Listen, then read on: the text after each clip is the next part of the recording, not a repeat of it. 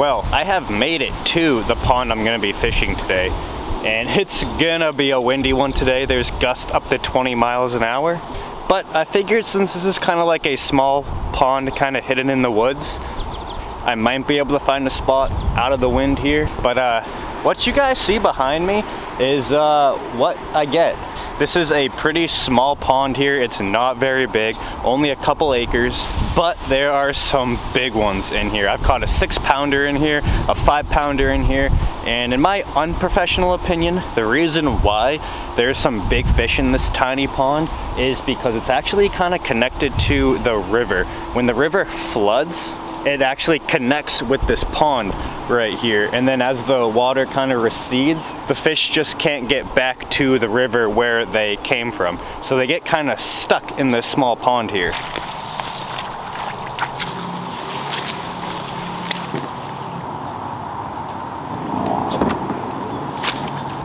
But let's get to stepping. Let's go. Now this place has like a maximum depth of like 6 feet. And I think I'm going to try a technique that I've never tried here before. Typically how I catch them are flukes, spinner baits, worms, something like that. And typically I do catch some fish, but today I want to do something a little bit different. Since it's so shallow, this place is full of weeds. So I kind of just want to flip and pitch some weeds, to be honest with you.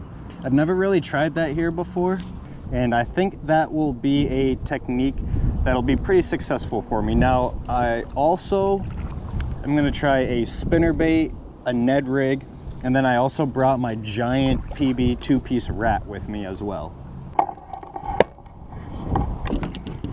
So I'm not really going to be flipping and pitching like normal. What I have here is a 1/2 ounce tungsten jig from Kitech. Now, I mean, I'm not fishing down in Florida with thick weeds and grass, so this 1/2 ounce jig should have no issues punching through the weeds and lily pads here. And then I just have a craw on the back. So it's not really punching, I would say. I would just say I'm more kind of flipping.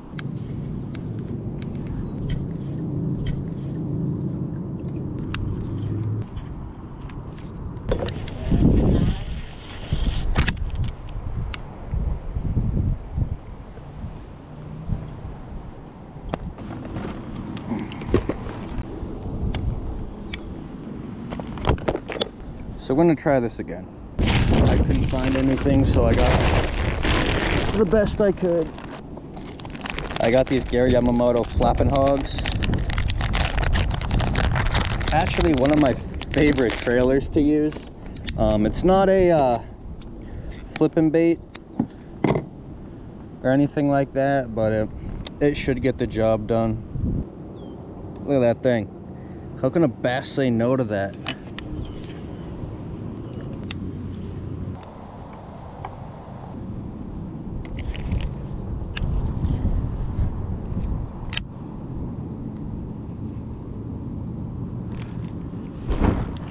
Got him.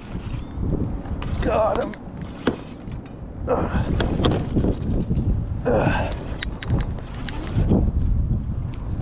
Dang it.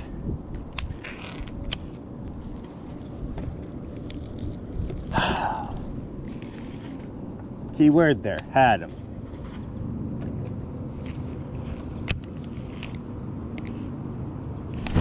Got him that time, come on. Nice. So the flippin' bite might be on. Oh, look how chunky this bass is. Cool. Man, that's what I'm talking about right there. Cool.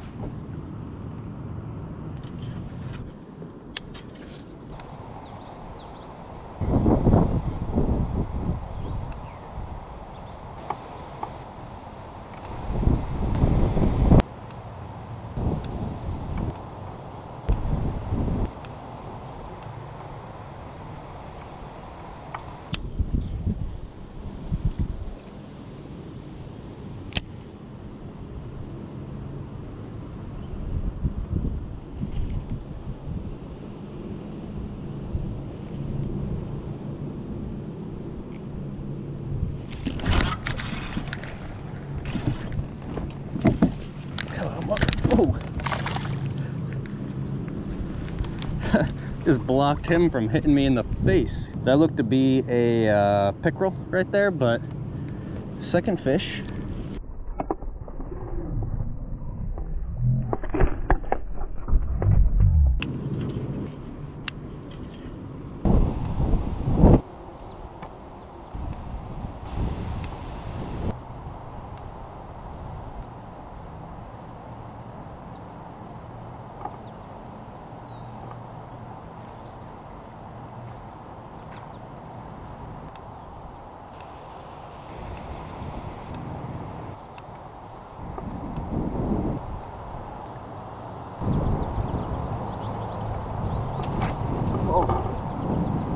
Did have a bass right there, but definitely catchable.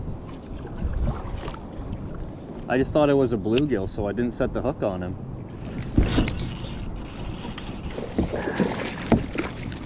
Nice. Nice largie. Cool. Look at that one. Not a bad 2-pounder right here. Still flipping that jig.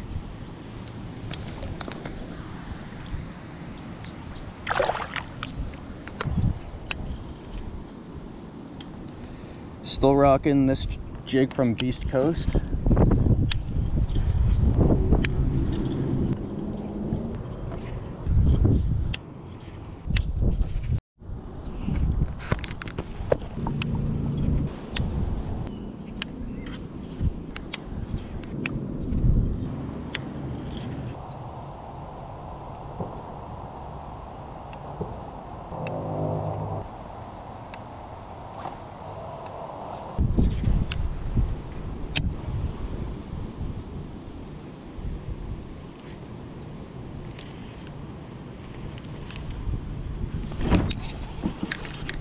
There we go.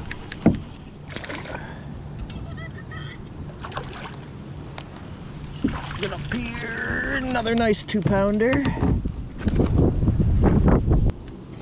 Look at that bass. Another chunky bass too. Nice, dude. He basically hit that jig topwater. And for my Gary Yamamoto flapping hog, all I'm doing is just trimming maybe ½ an inch off the back. And that makes it fit perfectly on the back of this 3/8 of an ounce Beast Coast jig, I believe. It could also be ½ of an ounce, I'm not entirely sure. But I know it's tungsten.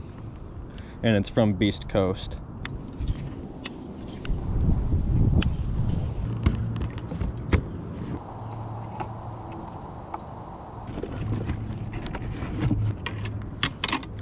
Alright, I don't want the chatterbait. Want is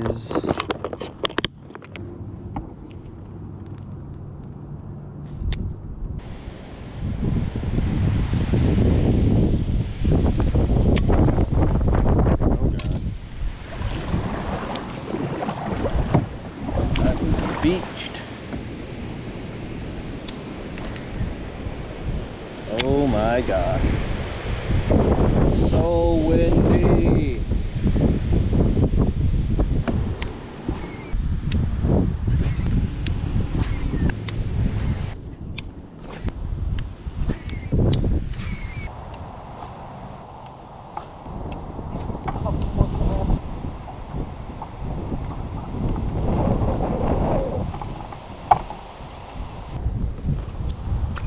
Alright, we're gonna be switching back to the jig. I got more confidence flipping right now. I didn't even get a bite on the spinnerbait.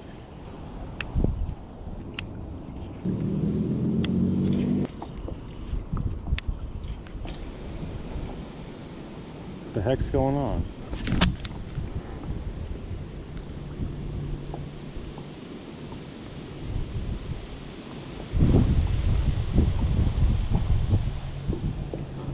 There goes another jig. Let's quickly tie this jig on. Little compact, more than likely 3/8 of an ounce jig.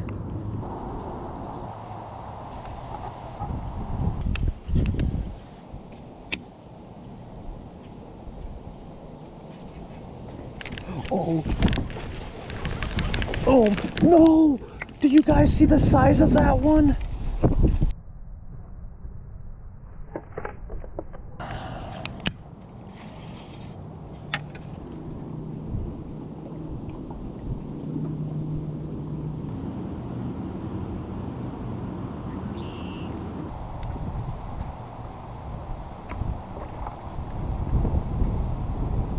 If this weight doesn't get off my lure, I'm going home.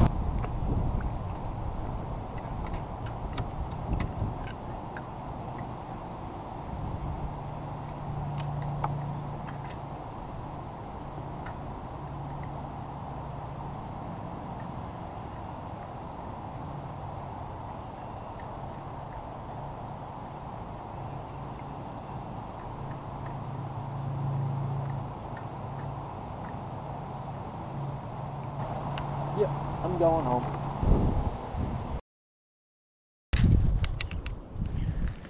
All right, day 2 of fishing this pond, and in typical Dersch fashion, I'm late. It might already be 6 o'clock right now, and I wanted to be here at like 4:30, 5 o'clock. But nonetheless, I'm here, ready to catch some fish.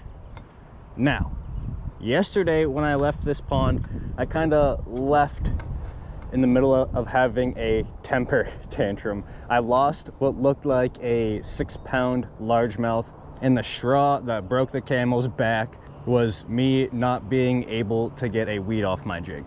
Now that being said, it's going to be just as windy today as it was yesterday, so I'm going to have to fight through that. But I came a little bit more prepared today with my rod choice, my line choice, and my lure choice. I'm going to be using a 7/6 heavy Abu Garcia Vendetta rod with an 1.25 ounce jig on it. And with this 1.25 ounce jig, I am going to have no problems punching through some of this weed cover. Now, yesterday when I was using that 1/2 ounce jig, it wasn't too bad. I was able to punch through. But when I snapped off that first jig and had to switch over to like that 3/8 of an ounce jig, in some spots I just could not punch it through. It would just go up and then just smack on top of the lily pads and sit on top of the lily pad. But not with this 1.25 ounce jig. I'm gonna have no problem punching it through. And I brought 2 punch baits with me. I brought a D-bomb from Missile Baits, and then I brought some Satsuteki craws in 5-inch. And I'm going to start off with these jackal craws, because these jackal craws look super cool. And I did originally buy them just as a regular jig trailer, but taking them out of the package and seeing them, they look perfect as a pitching bait. Because this bait, actually I'll just show you right now, because this bait is so slender, as you can see how slender this profile it is, it should punch through the lily pads and weeds and milfoil and whatever else that is just fine.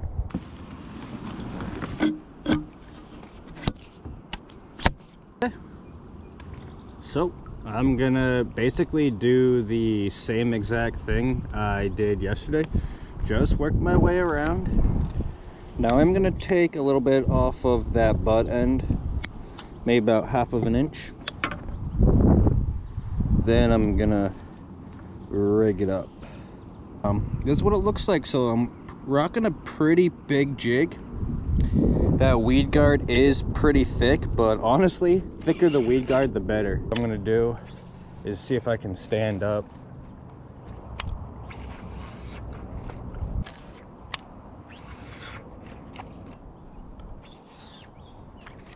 I think I flipped there too.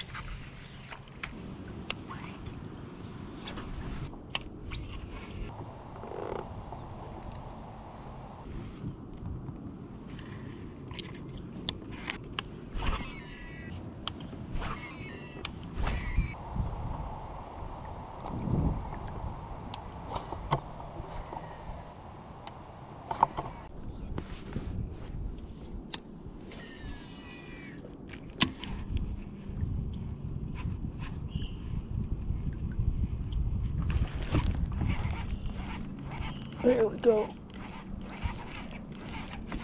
I think it's a pickerel. Oh no, it's a bass. A nice bass too. Cool. Cool. I'll take that. That's a solid 2-pounder right there.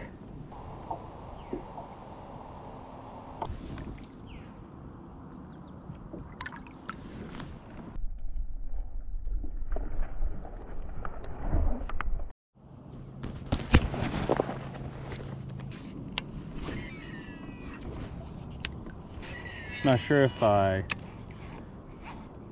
scared the pickerel or what. There we go. I got something big that time. Feels like a pickerel though. It's a nice bass. That's taking me for a ride. Ouch. Ooh. Oh man, look at that one. Solid fish right there. Kind of has a messed up lip, but clearly he's eating.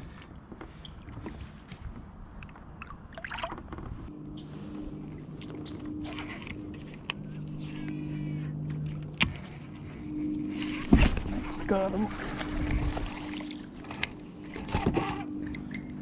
That was cool. Littlest one of the day. Didn't realize my GoPro.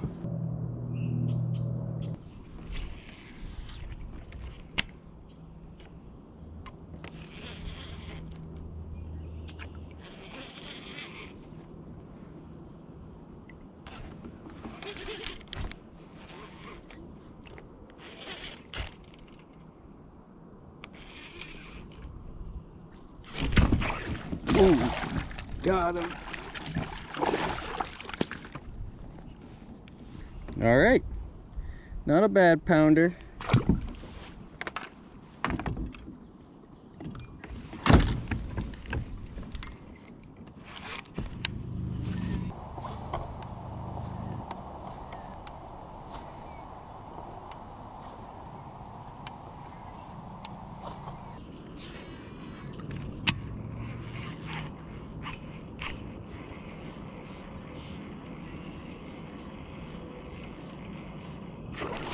Whoa!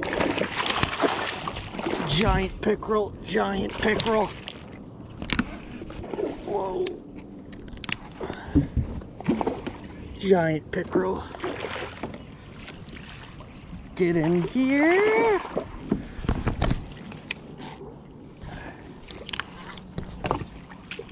Come here. Cool. Nope. Nope. What a solid chunker. Alright, we'll just let him go for now, I guess.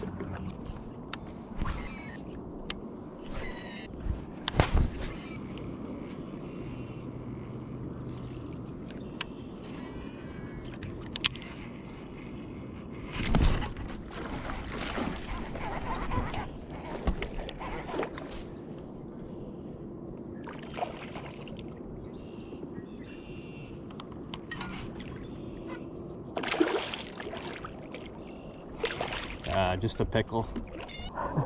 Look at that belly on him. Like, look at that. Mean fish.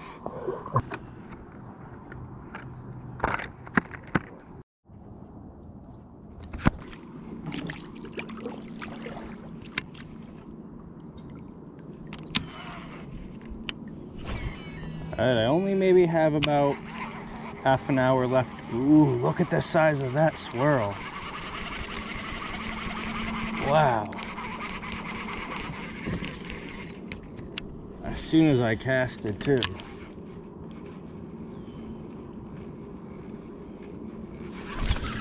Got him. Good bass, good bass. Yes, dude. Come on. There we go. Not a bad bass right there. Probably another solid 2-pounder. On the spinnerbait, they're definitely liking the spinnerbait today for sure. And all this is a 3/8 of an ounce spinnerbait from Strike King. I believe I even picked that exact one up at Walmart.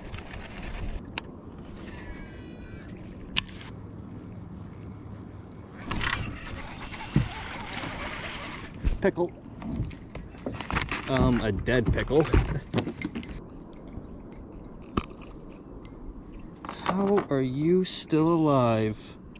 What a weird looking pickerel. Alright, bud, I don't know if you're... There's another one. Well, definitely say the bass are on that spinnerbait bite tonight. No, actually just the fish in general.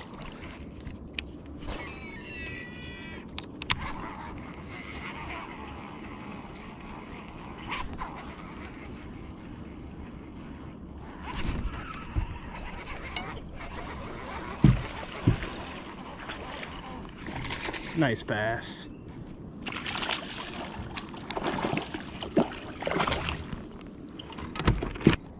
But not if the bass are gonna keep hitting that spinnerbait, but all these fish are just so fat. Oh my gosh. There's gotta be so much bait in here.